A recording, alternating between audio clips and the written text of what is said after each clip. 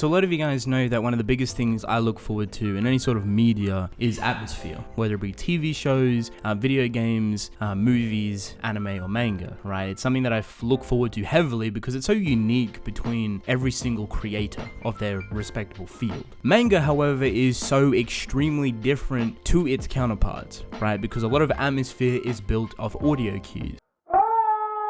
From the simple and subtle sounds of leaves rustling in the background, the movement of clothes, all the way to the full-fledged soundtrack of said entertainment. These are audio cues. These audio cues help build and emphasize said emotion. So when you have a sad scene between two different characters, sometimes you would put some very sad or emotional slow music behind it to help emphasize that said sad moment. Thank God for my reefer, man. Don't get me wrong, silence itself can also be used as atmosphere. If you've ever seen a movie such as A Quiet Place that is filled to the brim with atmosphere because it relies on the subtle and simpleness of said silence. The rustling of the trees, the breeze in the background, water, etc., etc. Even though the film itself is encompassed and surrounded about being silent. No talking, no dialogue, and no real soundtrack behind it whatsoever. It's all about being silent. That in itself is atmosphere, and that's an incredible movie, by the way. However, like I said, manga is a completely different thing because it is artwork. It is a graphic novel. It has a lot of visual aid, and building visual atmosphere is key. To balance out said atmosphere, you have storytelling and you have artwork. These two things work in conjunction with one another, right? Some authors may use more storytelling, some authors may use more artwork, and some may balance it out. It kind of depends on their workload and what they're truly capable of in terms of building an atmospheric story. To give you a simple example of manga authors and the balance between artwork and storytelling, firstly is Oda with One Piece and how he incorporates his storytelling with his artwork compared to, let's say, Togashi of Hunter x Hunter, who, let's be honest, is in the same realm of Weekly Shonen Jump but is a lot more darker. So comparing these two authors to one another,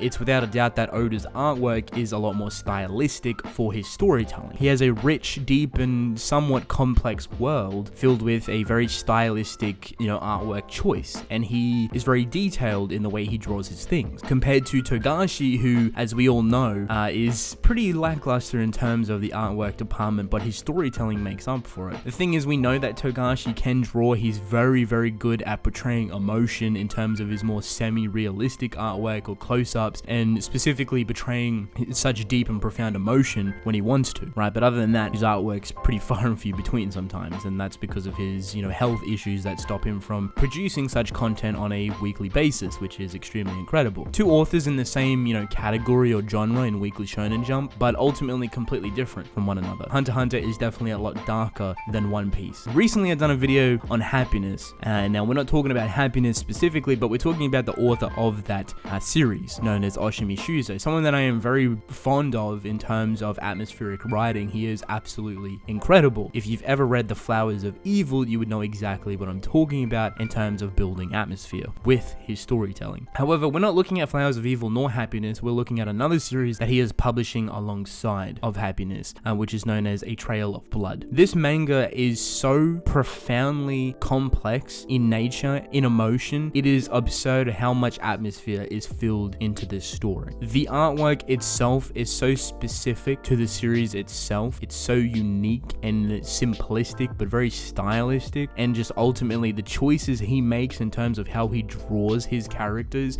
how he draws emotion, how he draws the surrounding field or environment is absolutely insane. Recently, I read the two newest chapters for A Trail of Blood. The series is really interesting. It's very dark, it's very mature in nature, and ultimately pretty fucked up. Before I jump into why these two chapters left such a incredible impact on me, I'll go through and tell you a little bit about the story. So to put simply, this story revolves around our main character, who is a young boy in his teenage years, and his mother. And his mother is, let's just say, pretty complex and absurd in nature. She is very obsessive about her child, incredibly creepy, and just overly mentally insane, if you will. And she plays it off extremely well, but she is not all there. However, her complex nature in terms of her mind transfers over to her child, as she kind of dots over her teenage child very heavily, as a mother would, but more so with her, as it's more of an obsession for her, and she he ultimately manipulates and skewers the main character's kind of upbringing. When you jump into the story, you don't realistically know all too much. You know something is up with the mother and the main character, but you don't actually know what it is. When the story starts to unfold around the main character as well as the mother, you start to have this sense of dread, this sense of something's not right here, until you get to one of the first biggest pivotal moments in the story that revolves around a death that the mother evidently causes. And this is kind of the first stipulation in that the mother is not well and truly okay, as she is more so a killer, but a very sinister and sickly one that does not show any remorse, one that would kill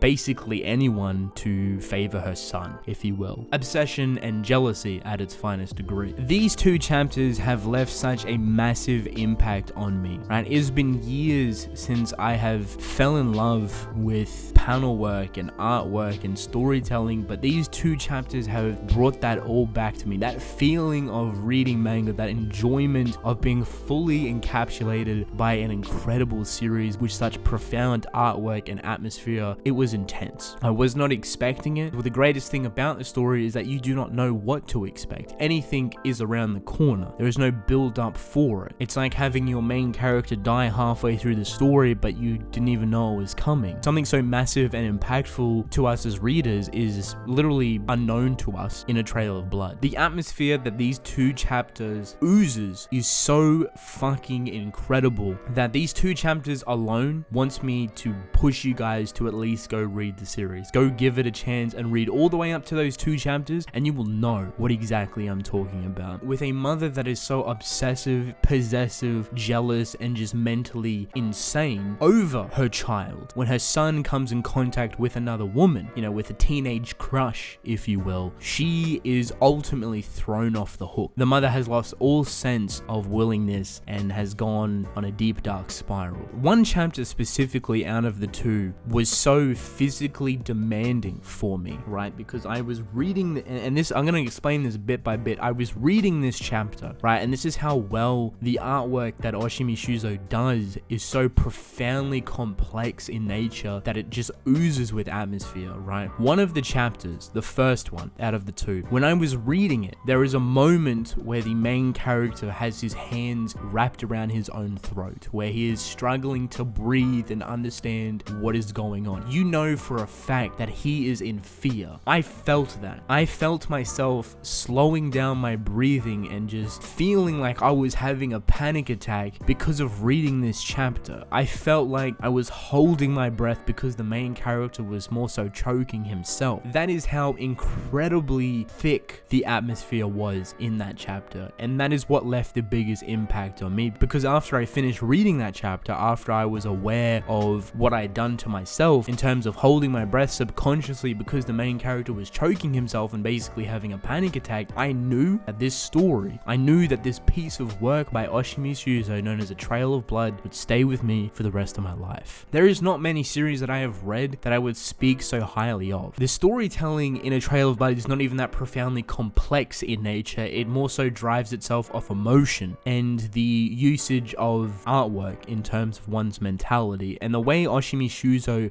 uses his artwork so simplistically in nature but so profoundly complex at the same time is incredible. You look at his character designs and they're very simplistic. You know, you look at his environments and they are very simplistic, but he does this thing, this very niche but simple thing where he uses the streaking method, this line work method of shading, right? So his characters aren't necessarily shaded all the time. He uses line work instead, just single streaks of line that aren't necessarily close to one another, that kind of emphasize shading, and there'll be more lines the darker it is. This chapter incorporated such simple use of artwork, such niche variation but so intricate in design to its 100% capacity. The simple line works of shading turned into some vicious spirals, aggressive lines that you could tell were just drawn with passion. And how that works as a reader is that when you visually see that, you know for a fact that something is not okay. You could put the same character side by side and see that streaking, that shading that he does that is so minimalistic that you probably wouldn't even pick up on. You know, you could put two characters side by side and you know that one of them is completely fucked in a said situation. One of them is completely distraught and mentally incapable at that moment just because of that its simple line work is so much more aggressive, and it spirals, and it's more corrosive and just all over the place. It's sporadic in nature. That, ladies and gentlemen, is atmosphere, using said artwork in such a simple way, in such a complex way at the same time. You back that with such a dark and torturous nature of storytelling, something that is extremely realistic in portraying emotion, because Oshimi Shuzo portrays emotion so fucking well in his characters. It is a visual treat to witness the wave of different emotions go over his character. It's incredible, and you know every single time that a character changes emotion, because literally the next chapter after that, you see the result of the mother and every single emotion that she goes through in the span of like 4 different pages. She's going through this wave of emotion that just completely changes every single time over those 4 pages, and it is so fucking incredibly done that in itself has left a massive impact on me as well. That in itself is atmosphere. That in itself is incredible storytelling mixed with incredible emotion, mixed with incredible artwork.